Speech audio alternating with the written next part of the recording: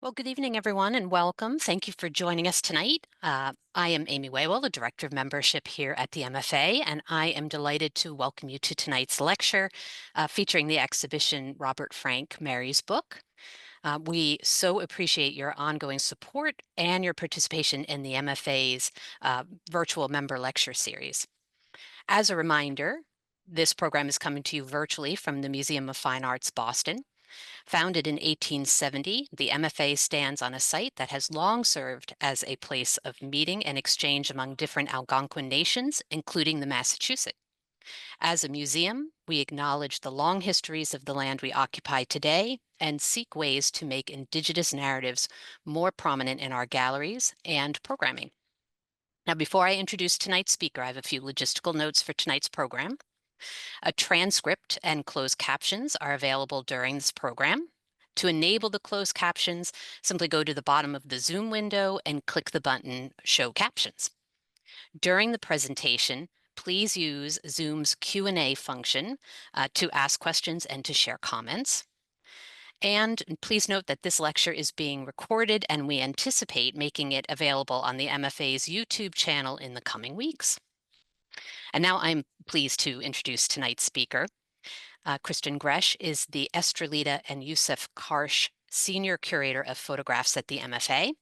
Her exhibitions have included Life magazine and the Power of Photography, Viewpoints, photographs from the Howard Greenpoint collection, Graciela Iturbide's Mexico, and She Who Tells a Story, Women Photographers from Iran and the Arab World, of which she was the author of the exhibition's companion publications. Other publications include contributions to Ruth Orkin, The Photo Spirit, and The New Woman Behind the Camera. She has also worked as curator and taught history and photography in Cairo and Paris, where she also wrote her PhD dissertation on the family of man at the School of Advanced Studies in Social Sciences. Kristen, thank you so much for joining us tonight and sharing this wonderful exhibition with our members. It's a pleasure to be here. Good evening, everyone. Sorry, just a second here. This is a really special exhibition to present, and I hope that you will all be able to come see it in our Herbert's Gallery. It is up through June 22nd, so there is time, and I've included a couple snapshots of the gallery for those that haven't gotten to see it yet, so you have a sense of this gem of an exhibition, especially Mary's book, which we will talk about in detail. Before I begin, I just want to mention you'll notice that there are not captions on the photographs. All photographs were taken in Paris between 1949 and 1952 by Robert Frank.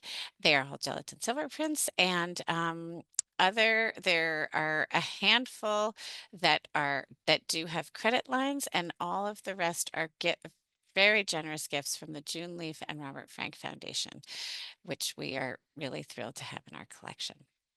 So this exhibition began with a gift in 2021 from the Howard Greenberg Gallery, and it's this very special book that I am going to show you. It's made of folios that are nestled in one another, and I'm going to just give you this interactive video so you have a sense of how it actually fits together.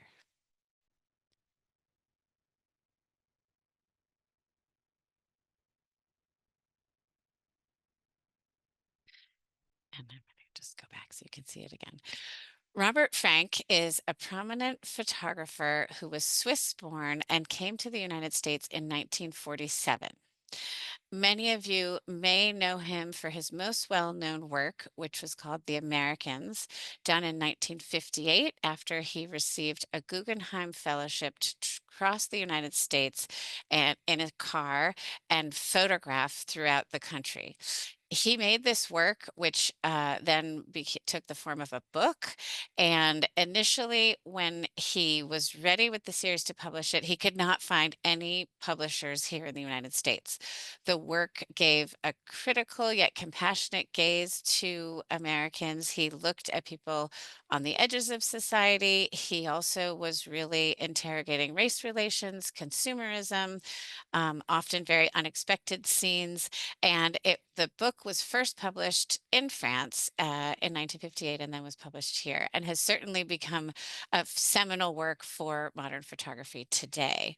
And I bring up the fact that it was published in France because this book was created so a little under a decade before this work that became his most well-known work. And I'll show you this one more time so you have a sense. This is a one-of-a-kind object. He made this for his then girlfriend, Mary Lockspeiser. And just to go back and trace a little bit of his biography, so Swiss born, and he then did go to Paris before coming to the United States, but then arrived in the United States in 1949 and spent 2 years in New York City. During those years, he looked for different work in photography, magazine work. He got to know many people in New York City and had this intense experience as a Swiss living in New York for 2 years, at which point he met Mary Lockspeiser before heading on a trip back to Europe in 1949. And once he returned to Paris, he had promised her a little story. And you can actually see on the cover here, it says, "Mary, this is for you. It is not much, but I promised you a little story." Sorry, I didn't mean to do that 3 times. One more time so you really have a sense. The inside of these pages are a really incredible narrative that Frank made for Mary based on 5 months in Paris, walking through the streets, looking at European life with new eyes. He had been inspired by a photo book by André Kertész called Day in Paris that was designed by Alexei Brodovich. And that book had a narrative that brought one from the morning to the night in Paris. Robert Frank chose a slightly different technique on the narrative of this book, and he brings Mary from his trip across the Atlantic into Europe and then into the city of Paris, ending in the neighborhood where he stayed. I'm going to show you a couple of the spreads. One very significant thing about this handmade album that's one of a kind. It's the first time that Robert Frank ever uses text and image together. We can see here on the pages, he's very influenced by magazine layouts, and he's thinking very creatively about how images are sequenced. And he's also commenting and musing about the city. We can see here, there's a lot of commentary complimenting these images he's chosen. And here we have a sequence of chairs, which he has extensive commentary about, and I'll get into that in more detail in a moment. To give you a sense of how we decided to really pull these magical pages out onto the walls, as you can see here, we've extracted some of the text and included them with prints that Robert Frank made. So here you see La Banlieue, which is the suburbs of Paris, and then Tout au centre. So this is where Frank is describing to Mary the outskirts of the city. He talks to her, or he writes about how the streets are quiet, it's empty, and he then mentions within the center of the city, to find that quiet, you have to go at the beginning of the day. He also talks about how people are drawn to these iconic monuments, implying that there's a lot of other things to photograph in Paris, but we can see he says everybody photographs the Eiffel Tower from the Arc de Triomphe, as we can see written on the lower right here. These photographs are quite incredible because they give us a sense of the artist's creative process. You see the pencil mark here drawn around the man with the cape. And if you look in the upper left-hand corner on the page, you can see that he didn't end up choosing this crop, but just seeing the pencil on the print really gives us a window on how he was working. So here we are in 1949. Frank is in Paris. He's making these prints while there, and then later cutting them up and pasting them onto the paper in his chosen sequence. This is a particular favorite of Frank's that he reused multiple times. And in fact, Mary Frank, who I would like to share more about, and it's almost worth another lecture, but Mary Lockspeiser, who then became Mary Frank in 1950, she today is a prominent artist. And we really have her to thanks that this book is here. She saved it for many decades despite the fact that they divorced in 1969. But she held on to this book and knew that it needed to be ultimately in an institution, and we're very grateful to be the recipients of that book.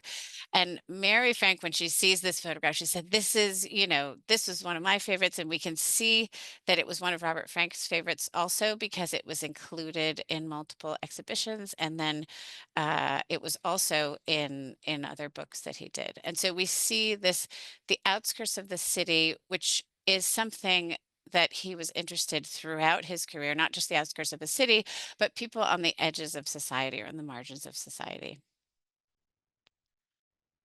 Here we see he's drawn to these very open spaces as he thinks about the structure of the city and explains it to Mary. And here the iconic sites that he refers to. We have the Arc de Triomphe, Notre Dame, and the Eiffel Tower. As he brings Mary into the city, he talks about how the smallest things change meaning once humans come in contact with it. So here we again really learn about his creative process. The photograph on the left is the same photograph that he then cropped down to just have the couple on the left here. So we see him throughout the entire book, really projecting emotion onto the things that he's photographing. In this particular one, because he's clearly yearning for Mary, telling her about this, about his experience. And he's also revealing through the words about his new perspectives, having been in New York City for 2 years and then returning to Europe and seeing a very different way of life than he had experienced in the bustling New York City for 2 years. He's very drawn to graphic details. Here we see another image that he ultimately cropped. This is a particular favorite. He spent time at the circus, also on the edge of the city. And this is one of the circus cars where performers would change or rest. And on the side here, it says, Silence, s'il vous plaît, ma fille dort. And he focuses in on that in the photograph that he includes in the book. And that means silence, my daughter, silence, please, my daughter is sleeping. So he's really catching these very small moments. And he talks about how this human contact changes everything. And then he says, même un pissoir. And so that means even a street urinal. This photograph is something that he came back to, and I'll talk about this a little bit later, but we see two photographs here. He's really starting to move toward filmmaking. And so we see him thinking about the concept of cinema and sequencing in this photograph. As we arrive to the next wall, we pulled out the word chairs. And this is perhaps the most significant body within the book. There are three different spreads that show different chairs that Frank finds across the city of Paris and in both the Tuileries Gardens, in the Luxembourg Gardens, and others. And the first spread in the book has all empty chairs, and the second spread has chairs with one person. Often you see the backs of people, and then the third spread has couples. And this is an occasion where we really see Robert Frank anthropomorph hang on, sorry, anthropomorphizing his objects. He's someone that is always known for a deep emotion that he brings into his photographs. And here with these photographs of, for example, the lone chair on the top left here, we have a chair that seems like it could topple over, or one could interpret it as dancing. Some look at it and they say that seems depressing, it looks lonely, or others that it looks kind of elegant there. One can interpret many things. We also have this more haphazard formation in the lower left. And we see Frank really extensively photographing all of these chairs. And by looking at the contact prints, you can see that it doesn't seem that he's ever arranging them, because you see him walking around different formations and he's the one doing the moving, and he's not setting things up in that way. And I should say, these photographs of chairs really gained him in 1951. So he took the photographs in 1949, and by 1951, he had a group of them that were published in Life magazine, in which the then head of photography at the Museum of Modern Art, Edward Steichen, called Robert Frank a poet with a camera. Frank's own text was also published in Life magazine at that time, and he wrote about the difference between life in Paris versus life in New York. The busy life in New York, how you might not be able to sit down, as opposed to the appreciation for leisure in Paris, where these chairs are inviting and waiting for you. So we see in this 51 article that Frank is really thinking deeply about cultural differences. At the same time, in Mary's book, in Frank's text, he talks to Mary about how he said, when you look at the chairs and you see them empty, they seem sad. He talks about when you see two empty chairs, and if you sit in one of them, then all three of you are waiting. And so between the images themselves and his text, we really see, again, this projection of deep emotion and reflection, and pretty clearly yearning to be with Mary, who he had met shortly before his departure. And I should mention, so this is 5 months of photographing in Paris.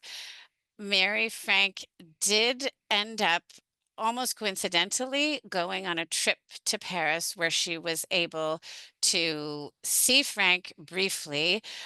She was with her estranged father, who did not want her to be seeing Robert Frank, and but she did see him briefly, but then was brought back to New York by her mother.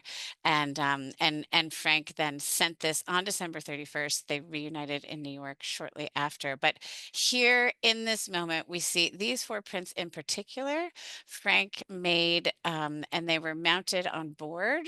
There are a couple other in the exhibition also mounted on board, but they show that Frank felt these photographs were really important and would have intended them for exhibition, or they were in an exhibition. And we see especially the three on the left here, appear in multiple books in Frank's career. So again, we see that. Also, I want to point out he is using, and it was based on advice from some fellow photographers a few years early, that he use a Leica, and so he was able to move around to get photographs from different angles, which we can see here. And the focus on the couple, again, this projection. Here, these two photographs are the only photograph in the book where he does not cut them up and sequence them. But both of these photographs have a full bleed, what we call there's no borders or anything, but they cover the whole page of the book. And so he's experimenting with a lot of different graphic elements here.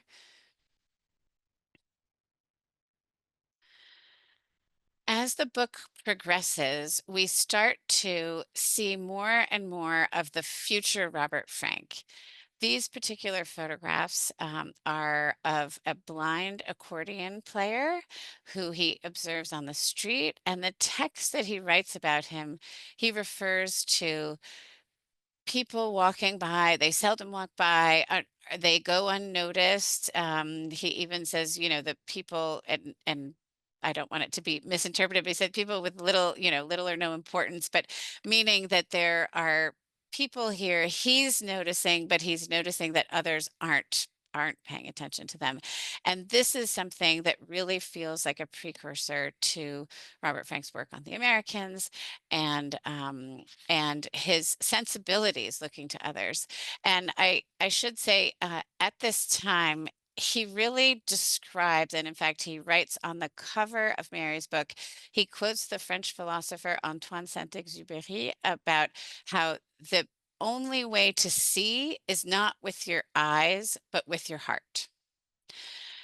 And so this is really much, very linked to existential philosophy, the experiential concept of feeling and feeling with the heart. And so these particular photographs in Mary's book really feel the most connected with the future Robert Frank. And continuing here in the narrative, this photograph is not actually in Mary's book, but the one of the last pages of Mary's book has all facades of different photographs of the apartment buildings on the street where he stayed. So as I said, he brings her, sort of almost by the hand across the ocean from the outskirts of the city all the way to the inn, and then ending where he lived.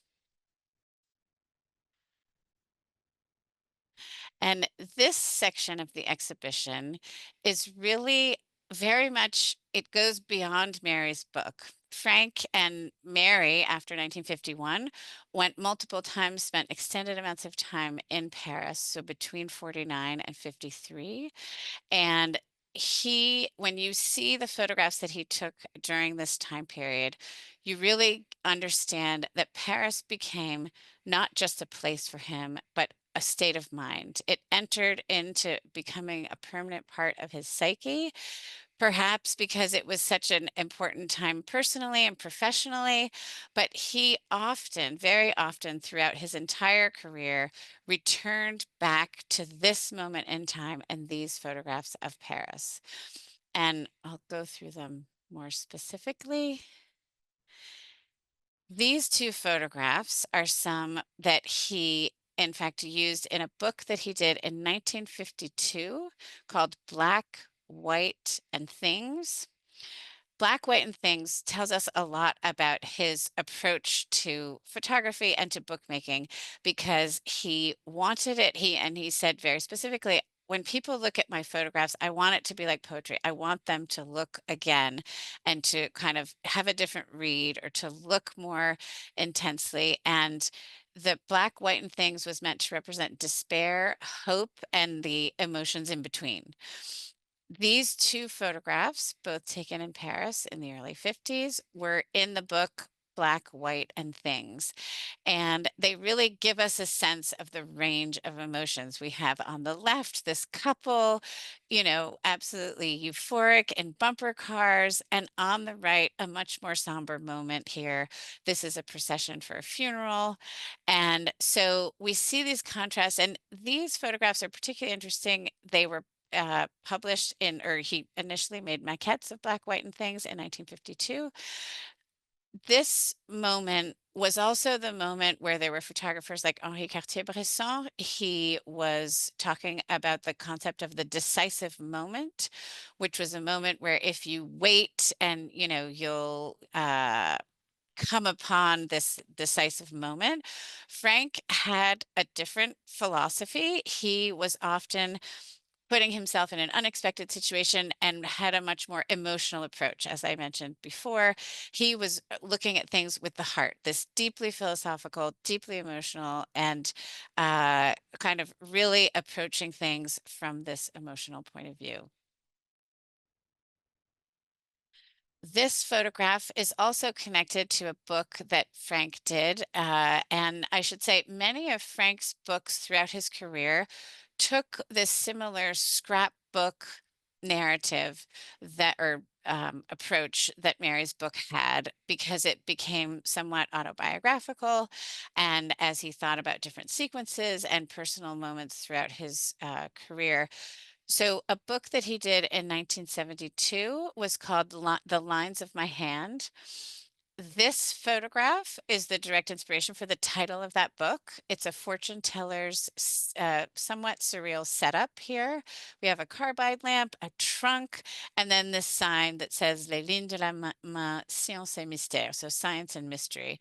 An incredible photograph that became, again, one of Frank's iconic photographs from this particular time in Paris.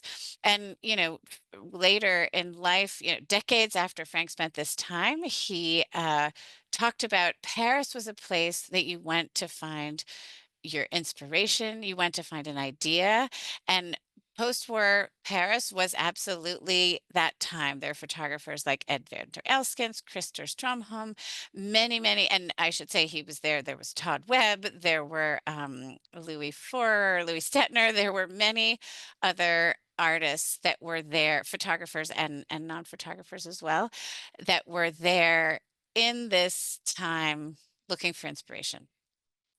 Frank here, we can see, uh, really was, felt deeply that this was the time that perhaps was a time when dreams could stand still.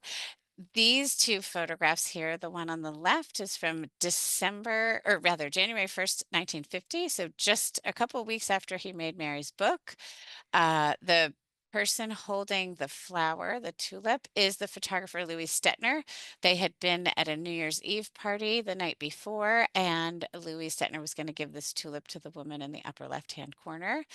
And the one on the right here is a procession, uh, military procession for the 11th of November. And what is amazing about these two works is again seeing Robert Frank's hand here. We can see his indications. These would have been made later as he was publishing a book, and so they would have been the guide prints for reprinting, for publishing the book. And so just to see where he's indicating what needs to be done to the print is a really exciting thing to have those markings from his hand and what I call traces of history. We can see the physical print. Of course, today we all have, archives of so many digital photographs, but here we can see the physical material object that was used to make the book. And this is the third book that was really important for Robert Frank's time in Paris. This book was done in the 1980s. It's called Flower Is. And this, I should actually say, Lines of My Hand was made in honor of he and Mary Frank's two children, Pablo and Andrea, who he said they were just trying to find the best way to live or a better way to live. And then this book here, Flower Is, was dedicated to the memory of Andrea, who was killed in a helicopter crash. And it has three parts, and one part is all about flowers in Paris. So although the book was published in the 1980s, he was returning back to these photographs that he took between 49 and 52. So we have a few examples of them. I want to point out a difference in these prints, and he would have made some of these maybe in the 60s and the 70s. These have a very different quality. I pointed out some of the ones that we looked at while comparing with the pages of Mary's book had a very warm feeling. They had an emotional power that it was less technical than these. If you look at these, there's a little more contrast. They're not as warm. And we can see here, so based on that, we know that they were printed later. They were likely printed when he was back in the United States and could have even been printed by younger photographers who did printing under his supervision and with all of his indications. But both Danny Lyon, Ralph Gibson, and Sid Kaplan, or all three of them, would have been printing Frank's photographs and could have printed these. I want to point out the one particularly on the right here. It's, as you can see, written by Frank that it's Paris, 1949. This photograph is one that's particularly interesting because Stuart Alexander, who is a Robert Frank scholar and the head of research at the June Leaf and Robert Frank Foundation, and also the co-author of our MFA publication that will be coming out, that I'll mention at the end. Stuart Alexander, in looking at all of the contact sheets, remarked that this photograph on the right here is not actually taken in Paris, but because he could see what was taken right after and right before, that this photograph was in fact taken in Bucharest. And he did mention it to Robert Frank, who, sort of, I think, made it clear that it was more about the kind of emotion and the tulips here. And so it feels like an emotional lapse that Frank wanted to call this Paris 1949. And so this again really shows us what this moment in time and what his photographs from this moment in time meant to him throughout his career. So to have him again project these emotions or this state of mind that he was at, the youthful sense of wonder that he had, the fascination that he had with the Parisians and how they, shared flowers, bought flowers, carried flowers. And we really get a great sense of Frank's perception and feelings from that time. And I didn't read the quote, but you probably all, maybe many of you know that Ernest Hemingway wrote to a friend in 1950, "If you are lucky enough to have lived in Paris as a young man, then wherever you go for the rest of your life, it stays with you. For Paris is a movable feast." And this really feels like an appropriate quote for Robert Frank, who, like so many foreign artists that I mentioned, really experienced this freedom for dreaming and experimentation at that time. And it stayed with him. This formative moment became a pivotal moment in his career. These are other photographs from Flower Is. And again, you can see the real difference in the quality of the image. Absolutely equally emotionally powerful, but with a very different technical quality. And that's again related to the fact that these would have been printed in the 1960s and 70s versus the earlier ones, which had a much warmer feeling from the late 40s. And that also would have not only been related to the Frank printing in Paris, but it might have been the type of paper, the type of conditions under which he was printing. There are a lot of variants, and so we can see this real breadth of the image throughout his career, but always again returning to Paris and this moment of inspiration and focus. Here we have two other photographs also from the book Flower Is. And this photograph here on the right shows us Mary Frank at the flea markets on the edges of the city. And it's a pretty wonderful photograph. I should say, as I mentioned earlier, Mary Frank was a prominent artist who did come to see the exhibition. Really, it was an amazing moment to see her remembering and saying, "I've never seen this photograph." And so, again, we see Frank as he chose this photograph much later. He's really continuing, as we see also on the left, kind of projecting abstract emotions and really deep reflection. And here we have Mary very present, but also these other scenes like the overhead one, we can see a real influence from the 1920s and 30s modernist photography. And then we see this real projection of emotions onto the cityscapes of Paris. And just here below, I wanted to show you the cover of the upcoming MFA publication. This will be published both in a English edition and in a French edition. It is particularly symbolic because we are partnering with Delpire Editions, which were the first publisher of the Americans that I mentioned at the beginning. And so it feels that it's really come full circle and very exciting to have this book. And I should say, Mary's book, in our MFA publication, we have a full facsimile. It has never been fully published, fully reproduced before, and it has a very particular history with it. Mary's book has a very important role within the history of photo books because it was made for one person. It never circulated, and it was meant to be this very intimate experience. While being this incredible visual love poem, it also became a real precursor or, a pivotal moment in terms of the future of Robert Frank as a bookmaker, as a photographer, and as a filmmaker.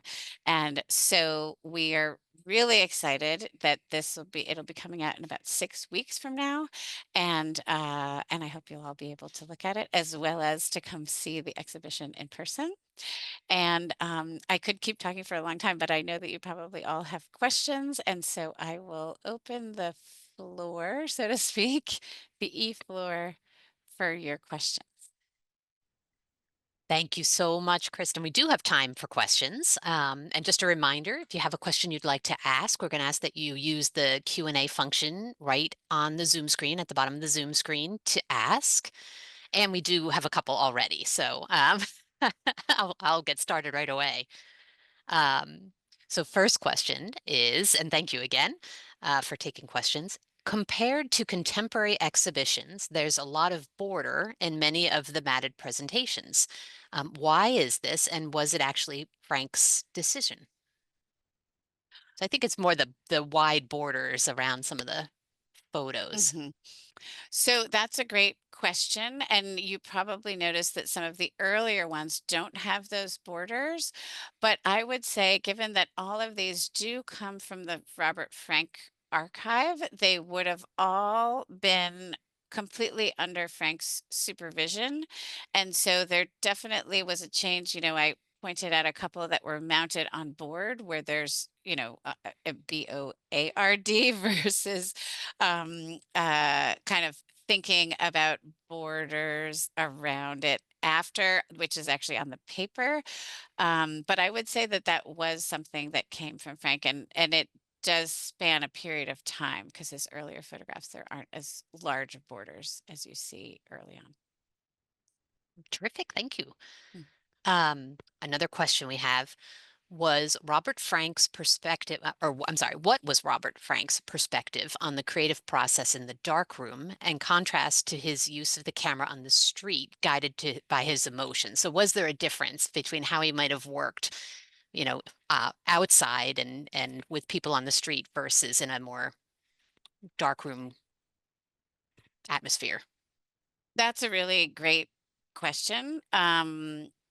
It makes me think of especially Stuart Alexander, who spent decades with Robert Frank and also studying Robert Frank works, who really talks about how even in his printing, he had a very emotional approach. So it's a great question because I think he carried that deep emotion, not only, in the street and as he interacted with people. I do know that he often, I guess, would be with people for a long time. And when he took the actual picture, it was very quick. So he seemed to be very present in the moment. And then thinking about how he printed, he, I think, often really was looking for that emotional impact. And whether it was in his early, while he was in Paris and printing, it was a different kind of emotional impact. Whereas then later, when he was supervising others printing, he was very focused on a lot of the technical details, also, leading to an emotional thing.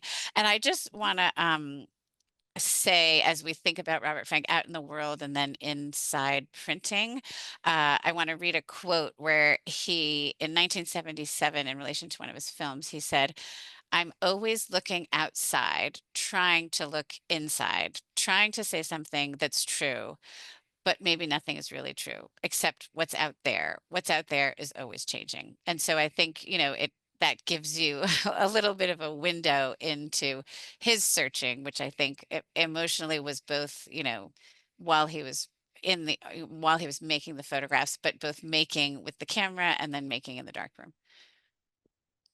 Great. And actually, that brings up a sort of a follow-up question, or this question raises a follow-up question because we had a question about the equipment Robert Frank was using to shoot some of these images outside because they feel very spontaneous. Like you couldn't capture them easily with big setup of equipment. Is that the case? Is there any kind of information about what kind of equipment he was carrying to sort of explore Paris and Yeah, capture that these moments?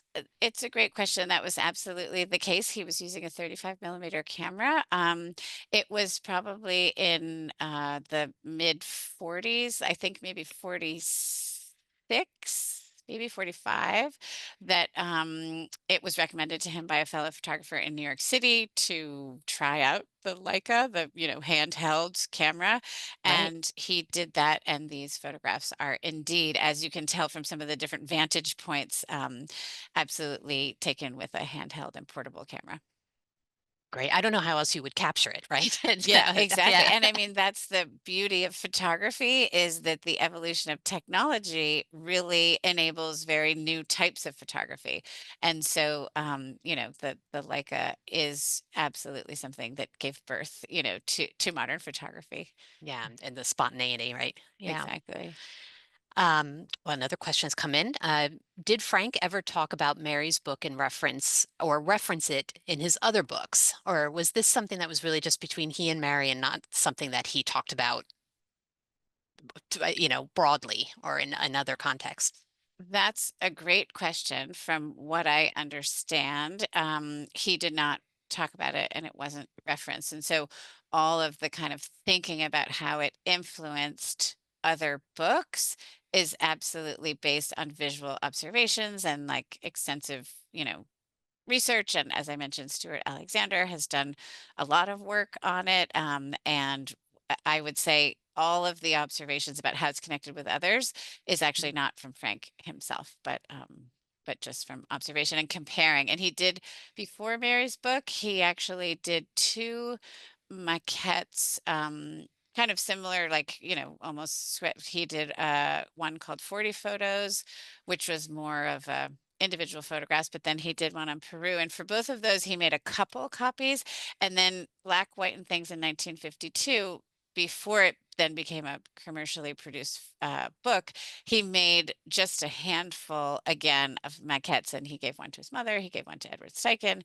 He kept one. And but Mary's book is the only one that he only made one of. Mm. And as far as I know, he did not talk about it in the future. Although we know he revisited so many of the images in it, or he revisited images that were taken around the time or just after he made Mary's book. So it Right. feels like Paris is something that he did revisit, but not specifically Mary's book.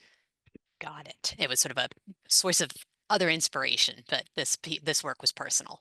Yeah. Exactly. Yeah. Exactly. Terrific. Let's see. We have Frank's looser, less formal approach seems like such a point of inflection in photography. Who influenced him to think in that direction, or do we know? That's a great question. I would say he was definitely very connected with multiple photographers in both New York and Paris.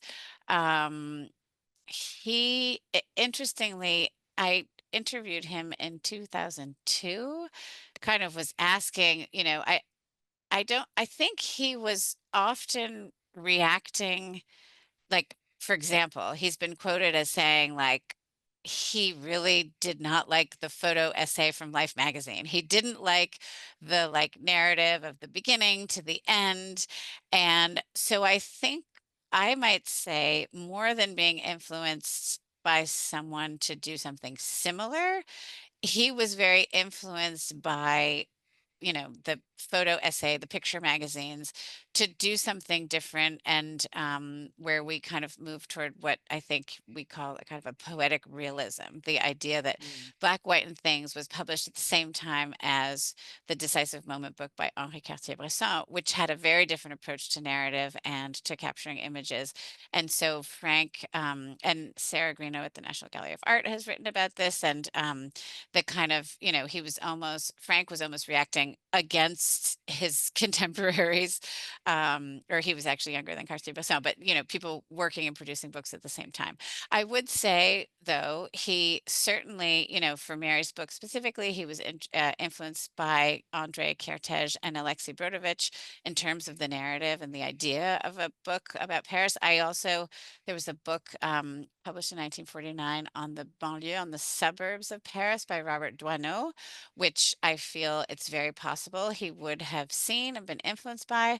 So it's hard to, point to one specific mentor or influence, but I would say it was more, he was very influenced by the environment, the photographic networks at the time, and the picture magazines, and what he was drawn to was also sometimes reacting against what was happening. Got it. Thank you. This next question, actually, from this member, I had the same question, so I'm glad they, I'm glad they posed this question. Did Frank ever do something similar with New York City? Meaning, did he find similar kinds of inspiration in New York City or a similar approach for his time there? I was wondering the same thing in looking at the photo series of all of the chairs and wondering if he did anything similar in Central Park or if this inspiration was purely Parisian, or did he do anything on the streets in New York City? Yeah, it's a great question. As far as I know, he did not. And I would say, interestingly, when photographing in the United States, so, I mean, he was photographing the United States right after, but when he did his seminal series, The Americans, he really focuses much more on societal issues, sometimes like power structures, Mhm. and is focusing more on people. In Mary's book, I would say, although he's commenting on people and he's certainly very aware and, projecting emotions on it, there aren't that many humans in the photograph. This is where he's like, almost creating animistic sculptures, or he's anthropomorphizing them. But interestingly, his photographs in the United States are most often of people and of these kind of more emotional scenes. So, he did a series called From the Bus in the late 50s. And of course, The Americans is all about people. But I would say with time, interestingly, and I don't know, was it the yearning for Mary Frank or Mary Lockspeiser at the time that he was just, soaking in all of the intangible objects, or kind of the intangible emotions, but looking at concrete objects. But interestingly, even though in that Life magazine essay in 1951, where he's making a very, he talks about New York City and the rhythm of life there, Mm. he never created sort of a photographic pair to that, but it seems that Paris really had that unique role as inspiration at the time. Yeah, and you can see why, right? Yeah, It yeah, makes right. sense. Exactly. Makes perfect You sure sense. can, yeah. Here's another question for you. So, did Mary say anything about when her artist practice began, and was she also trying to be an artist during the same time that this book was made? And did she share anything about what was happening in her own sort of artistic journey at this time? Yeah, that's a great question. And it was very exciting to get to talk with Mary Frank throughout the process of working on this, on the scrapbook itself, and then on the MFA publication of Mary's book. And one thing that I was really excited to learn, because Mary and Robert and their infant in tow, with their infant in tow, did go to Europe after Mary's book was made, again in the early 50s, and they settled in Paris for some time. And so her memories of that time, because she was also a working artist, and she said she went once a week to the Louvre and she would do drawings. And that's something that really stuck out in terms of a memory for her. And then she also talks about when their two children were young, they were definitely both practicing artists. And so the answer is yes. Although I think when Mary's book was actually made and she was in New York, at that time she took dance classes. She was really kind of an aspiring dancer and had studied with Martha Graham. I actually feel in a lot of her work, you really can see her interest in the gesture, and you can kind of feel that connection with dance. But so when Mary's book was made, I would say dance was her main form of art. But shortly thereafter, it was drawing, and then she's done painting and etching and sculpture and wood wood printing, woodblock Great. printing. Yeah.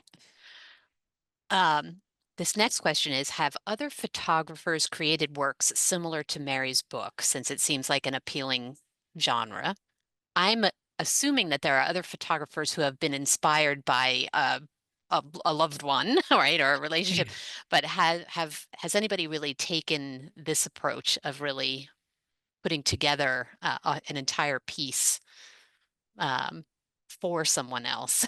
Yeah, that's a great question, and I agree with you. I'm sure there are, you know, definitely photographers who have created pieces for their loved ones or for someone they're courting. Have those objects been exhibited, published? I don't know. I have to say off the top of my mind, um, I there's not a parallel example that I can think of, although if I think about it for a little while, there might be some that come to mind. Um, but Yeah. it's a really interesting question, and I think because it's such an intimate object and, wasn't seen by the public for a long time, and Mary Frank generously lent it to a couple exhibitions on Robert Frank's work. She could see how important it was. And so it's pretty amazing. There's some couples for whom, if their relationship ended, this object would not have still Very existed. true. And so I think it's a really incredible testament to her that she kept it and understood its importance. But I'd love to think more about that question because it's a really good one. I Yeah. don't I don't know if there are other And there examples, there or may maybe the be, people will come out with them. right, Right? there may be many Yeah, that are just tucked in attics. Who knows, right? exactly, Yeah. exactly, under a bed somewhere. Well, we have time for maybe a couple more questions, if that's all right. We do have another that was about his um, style. So, did he ever shoot in color film, or was his work typically in black and white?